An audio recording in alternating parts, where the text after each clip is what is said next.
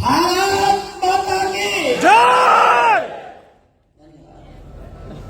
श्रद्धेय अटल बिहारी वाजपेयी, बहुत उनके साथ रहा हूं, उनके साथ मंच पर कविताएं पढ़ी हैं और मेरे पास इतने संस्मरण उस महामानव के हैं, अगर मैं सुनाना प्रारंभ करूं तो पूरी रात निकल सकती है। लेकिन मैं जानता हूं कि वाजपेयी साहब के बारे में जितना हमारे ऋषियों ने बोला है, सभी लोगों ने बोला है, वो बहुत ही सार गर्भित है और मुझे जिस काम के लिए बुलाया गया है मैं वो ही करूं। जो लोग घूम रहे हैं, मेरा निवेदन है कि आप भी बैठ जाएं। हमारे यशस्वी मुख्यमंत्री, एकमात्र मुख्यमंत्री जो विधानसभा में घोषणा करते हैं कि हम माफियाओं को मिट्टी में मिला देंगे।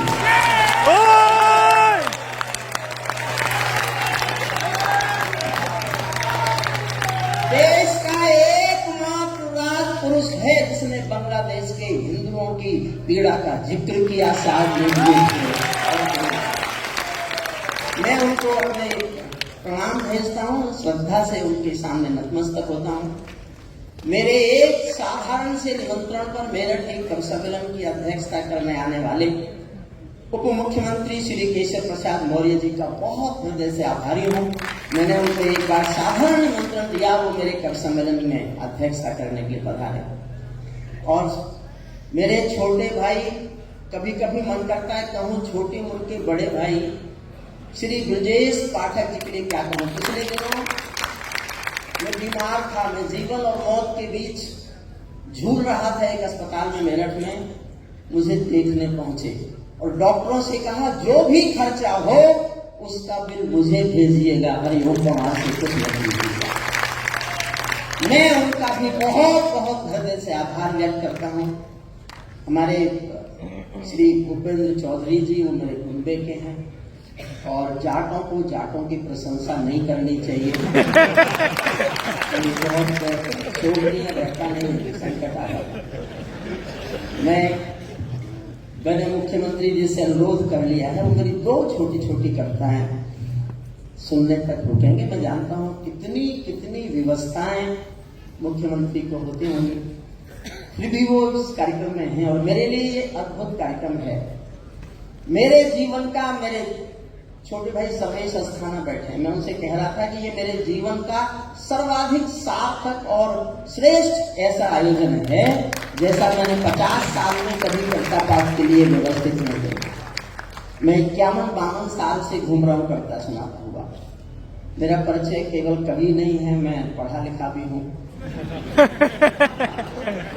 मैंने LLD की है, मैं एक विश्वविद्यालय में 40 साल कानून का प्रोफेसर रहा हूँ। जब मैंने LLD की थी तो सर्वेश अस्थाना ने फोन करके पूछा भाई साहब क्या किया? मैंने कहा LLD कर ली, ये दुनिया की कानून की आखिरी पढ़ाई है।